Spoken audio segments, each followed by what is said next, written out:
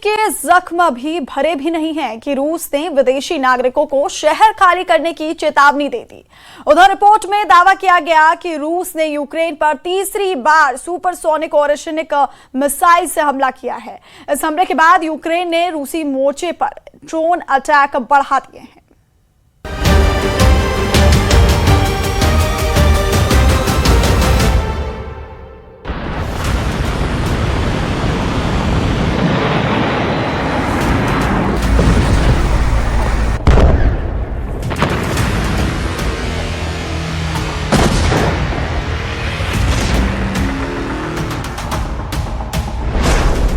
Kyiv पर Oreshnik strike, रूस का भागो या मरो मैसेज, ज़ेलेंस्की का बदले वाला प्लान, मॉस्को पर ड्रोन काउंटडाउन। क्या जंग और खतरनाक होगी? ओरेशनिक के धमाकों के बाद यूक्रेन की राजधानी कीव सन्नाटे में है। आधा कीव मॉस्को के ड्रोन और मिसाइल हमलों से बेजान हो गया है। इमारतें खंडहर हो गई हैं। लोगों के दिलों में डर घर कर गया है।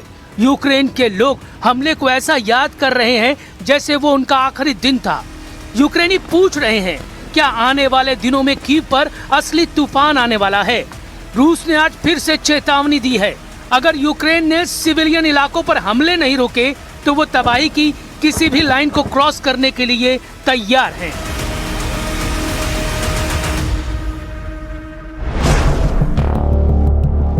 लुहांस्क में यूक्रेन के हमले के बाद पुतिन का गुस्सा चरम पर है। रूस कीव को खाली करने की धमकी दे रहा है। सवाल है, रूस अब क्या यूक्रेन पर और बड़े हाइपरसोनिक हमले करेगा? क्या कीव के हजारों ड्रोन फिर मॉस्को की तरफ बढ़ रहे हैं? सवाल अब कीव बनाम मॉस्को का नहीं है। सवाल यह है कि आने वाले दिनों में पुतिन और ज़ेलेंस्की का अगला कदम क्या होगा? कौन सबसे पहले खतरनाक फैसला लेगा? क्या ये जंग अब उस मोड़ पर पहुंच गई है जहां कोई भी गलती यूरोप को आग में झोंक देगी? कीव की ये तस्वीर लोग भूल नहीं पा रहे हैं।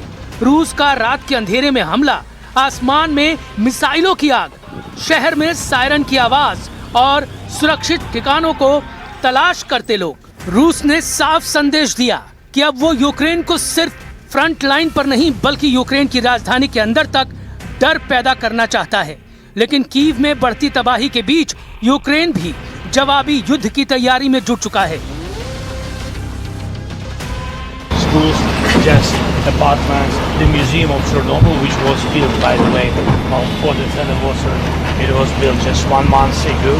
So they attacked. They saw this museum. They attacked this exactly to the museum. So just crazy. Ukraine के डिफेंस एक्सपर्ट अब खुलकर कह रहे हैं कि आने वाले हफ्तों में रूस के अंदर और बड़े हमले हो सकते हैं, खासकर मॉस्को, बेलगोरेद, रोस्टोव और रूस के एयरबेस अब यूक्रेन के लॉन्ग रेंज ड्रोन के निशाने पर हो सकते हैं। मॉस्को के air defence, oil refinery, missile factory, airbase, railway supply line अब सब ज़ेलेंस्की की आंखों में चुभने लगे हैं। वो कह चुके हैं कि यूक्रेन का बदला सबसे भयानक होगा। लेकिन रूस यूक्रेन पर सिर्फ मिसाइल नहीं चला रहा बल्कि नई स्ट्रेटेजी पर काम कर रहा है। पहले ड्रोन भेजे जा रहे हैं ताकि यूक्रेन का एयर डिफेंस एक्टिव हो जाए, फिर बैलिस्टिक और हाइपरसोनिक मिसाइलों से हमला कर रहा है। यानी रूस अब यूक्रेन को उलझाकर हमला कर रहा है। लुहांस्क में यूक्रेन के ड्रोन अटैक के बाद मॉस्को ने कीव पर 700 ड्रोन झोंक दी। यूक्रेन के एयर डिफेंस अभी ड्रोन को न्यूट्रलाइज भी नहीं कर पाए थे कि मॉस्को ब्रिगेड ने 100 मिसाइलें दाग दी। सबसे भयानक हमला हाइपरसोनिक मिसाइल और ओरेशनिक से हुआ। बाकी की कसर बैलिस्टिक मिसाइल इस्कंदर, किंजल और जिरकान ने पूरी कर दी। इन हमलों के बाद आधा कीव जलने लगा। लोग अपनी जान बचाने के लिए इधर से उधर भागने लगे। कीव में हर तरफ रेस्क्यू टीम आग बुझाने में लगी रही। हमले के बाद कीव में तबाही की तस्वीर देखने खुद ज़ेलेंस्की पहुंचे। हमले में कई बिल्डिंग पूरी तरह से तबाह हो चुकी थी। चारों तरफ इमारतों का मलबा था। लोग काफी डरे हुए थे, लेकिन ज़ेलेंस्की बदले की आग में जल रहे थे। І чути дуже. Спочатку було другій ночі, десь почав чути 3-5 вибухів. і вже близько 4-ї 2 вибуха. І тоді побігли люди, поранені У були. нас немає балкону, немає вікон, я бачу, що меблі потрощені, то відчуття всередині дуже болюче. Я думала, що ми це будемо з мамою дуже довго. अब कई रिपोर्ट में दावा किया जा रहा है कि रूस ने आगे के हमलों के लिए ओरेशनिक, किंजल और जिरकॉन मिसाइलों की तैनाती को बढ़ा दिया है। यानी कीव पर अब सिर्फ ड्रोन अटैक नहीं बल्कि चौंकाने वाला हमला हो गया, जिसका मकसद कीव में रहने वाले लोगों के बीच डर पैदा करना और ज़ेलेंस्की के सैनिकों को थकाना है। रूस ने यूक्रेन के खिलाफ 3 बार ओरेशनिक हाइपरसोनिक मिसाइल का इस्तेमाल किया है। पहली बार नवंबर 2024 में इससे निप्रो को टारगेट किया गया। 2026 के पहले महीने में इस मिसाइल का दूसरी बार दक्षिणी यूक्रेन में लीव को निशाना बनाने के लिए किया गया, जबकि 2 दिन पहले इस मिसाइल का इस्तेमाल कर कीव को दहला दिया। ओरेशनिक मिड रेंज की हाइपरसोनिक मिसाइल है जो 13,000 किलोमीटर प्रति घंटे की रफ्तार से 5,000 किलोमीटर दूर किसी भी टारगेट को तबाह कर सकती है। 6 वॉरहेड वाले इस मिसाइल में 1.5 टन बारूद भरा जा सकता है, जिसका इस्तेमाल पारंपरिक के साथ साथ न्यूक्लियर हमलों के लिए भी किया जा सकता है। यूक्रेन के खिलाफ जंग में पुतिन बार बार न्यूक्लियर हमलों का ट्रेलर दिखा चुके हैं। पिछले हफ्ते ही बेलारूस में पुतिन ने 64,000 सैनिकों के साथ न्यूक्लियर हथियार उतार दिए।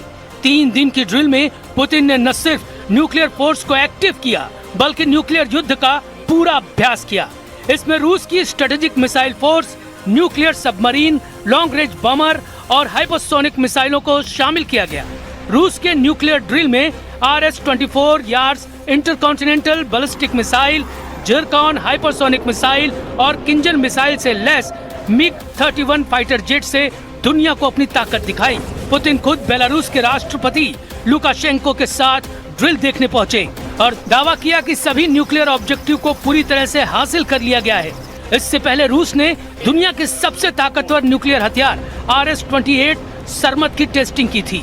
पुतिन ने इस हथियार को लेकर दावा किया कि ये दुनिया के किसी भी टारगेट को पल भर में तबाह कर सकती है। RS-28 सरमत की ताकत है इसकी रेंज और वॉरहेड। इसकी बैलिस्टिक रेंज 18,000 किलोमीटर है, जबकि FOBS यानी ऑर्बिटल रेंज 35,000 किलोमीटर से भी ज्यादा है। मतलब किसी सैटेलाइट की तरह धरती के चक्कर लगाकर भी टारगेट को हिट कर सकता है। इसकी रफ्तार आवाज से 20 गुना ज्यादा है, मतलब 25,000 किलोमीटर प्रति घंटे। इसमें 10 टन का वॉरहेड फिट हो सकता है, मतलब 10 टन न्यूक्लियर बारूद ले जाने में ये सक्षम है। 10 टन सिंगल पेलोड के साथ इस हथियार से धमाका किया गया तो पूरा कीव शहर साफ हो जाएगा। जापान के हिरोशिमा में जितनी तबाही हुई थी उससे 50 गुना ज्यादा तबाही होगी। Новых угроз и рисков наша ядерная триада, как и прежде, должна служить надежным гарантом суверенитета союзного государства России и Беларуси, обеспечить решение задач стратегического сдерживания. इस जंग में जितनी तबाही यूक्रेन में हुई है उससे ज्यादा सैनिकों का नुकसान रूस को हुआ है। 4 साल बाद जहां यूक्रेन ने अपने 1.5 लाख सैनिकों को गंवा दिया है, वहीं 4 लाख रूसी सैनिक मारे गए हैं। बावजूद इसके न पुतिन युद्ध को रोकना चाहते हैं, न ज़ेलेंस्की सरेंडर करने को तैयार हैं। रूस 2 दिशा में अपने युद्ध को बढ़ा रहा है। एक तरफ वो कीव में मिसाइल और ड्रोन हमलों से यूक्रेन के दिल में डर पैदा कर रहा है, तो दूसरी तरफ पुतिन का इरादा पूरे डॉनबास पर कब्जे का है। डॉनबास के 2 हिस्से हैं, लुहांस्क और डोनेस्क। लुहांस्क के तो करीब 90% हिस्से पर रूस का कब्जा है। यूक्रेन के पास अभी बहुत छोटा इलाका ही बचा है, जबकि डोनेस्क के 80% हिस्से पर रूस का कब्जा है। यूक्रेन के पास अभी भी 20% हिस्सा बचा है। पुतिन अब पूरे डॉनबास हिस्से पर कब्जा चाहते हैं, लेकिन रूस अब इस इलाके में बहुत धीमी रफ्तार से बढ़ रहा है। यूक्रेन के ड्रोन हमलों के बाद इस इलाके में रूस की सेना आगे नहीं बढ़ पा रही है। लेकिन यूक्रेन भी अब सिर्फ बचाव में नहीं है। पिछले कुछ महीनों में यूक्रेन ने रूस के अंदर कई तेल रिफाइनरी, फ्यूल डिपो और मिलिट्री फैक्ट्रियों को निशाना बनाया। अब माना जा रहा है कि यूक्रेन अपने 1700 किलोमीटर रेंज वाले ड्रोन को बड़े पैमाने पर इस्तेमाल कर सकता है। ऐसा लग रहा है ज़ेलेंस्की डीप स्ट्राइक मिशन पर हैं। लॉन्ग रेंज वाले ड्रोन से वो मॉस्को पर हमला कर रहे हैं। रिपोर्ट में दावा किया गया कि यूक्रेन ने हर दिन औसत 11,000 ड्रोन का इस्तेमाल किया। एक महीने में यह आंकड़ा 3.5 लाख के पार पहुंच गया और पूरे साल में यूक्रेन ने 15 लाख से ज्यादा ड्रोन लॉन्च किए। यूक्रेन ने 70 से 80% टारगेट पर ड्रोन से हमला किया। कीव पर हमले से पहले भी लुहांस्क, यहां तक मॉस्को में भी ड्रोन से ही हमला हुआ। अगर कीव ने इसी पैटर्न से दोबारा बदला लिया तो मॉस्को की रात भी वैसी ही हो सकती है जैसी अभी कीव की है। सायरन, धमाके और आसमान में उड़ते ड्रोन, यही वजह है कि रूस की राजधानी के आसपास एयर डिफेंस यूनिट को सुपर एक्टिव मोड में रखा गया है।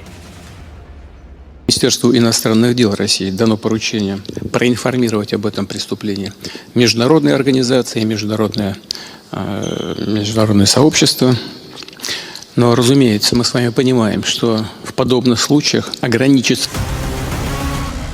लेकिन अब इस जंग का सबसे खतरनाक हिस्सा सिर्फ मिसाइल या ड्रोन नहीं बल्कि गलत अनुमान बन चुका है, क्योंकि मॉस्को और कीव दोनों अब एक दूसरे की हर हरकत को सीधे अस्तित्व की लड़ाई मान रहे हैं।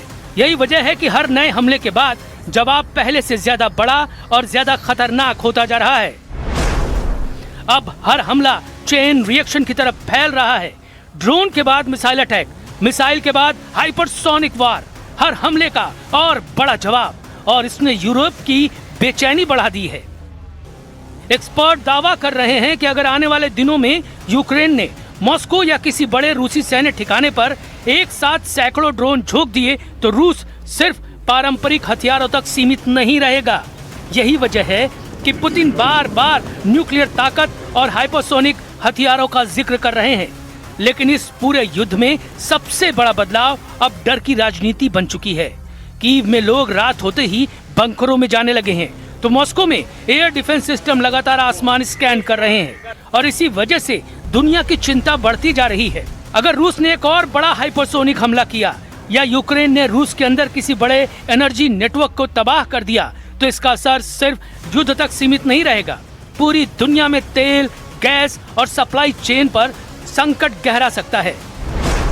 ये जंग जैसे जैसे आगे बढ़ेगी, यूरोप में ऊर्जा संकट पैदा होगा, तेल और गैस की कीमतें बढ़ेंगी। दोनों देश जंग को जीतने के लिए ड्रोन हमलों के साथ साइबर हमले भी तेज करेंगे और इस जंग के बढ़ने से नेटो के जंग में कूदने का दबाव बढ़ता जाएगा।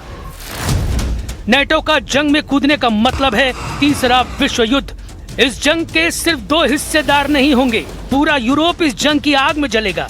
अमेरिका और ईरान जो फिलहाल खाड़ी के मोर्चे पर जंग लड़ रहे हैं, उन्हें कई मोर्चों पर जंग लड़ना पड़ सकता है।